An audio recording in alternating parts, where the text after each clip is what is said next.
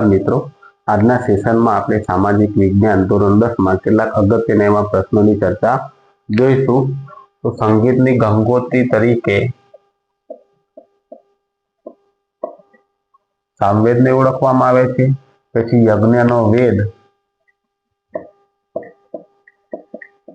યજુર્વેદ છે. કર્મકાંડો અને સંસ્કારોનું વર્ણન અથર્વવેદમાં કરવામાં આવેલું છે.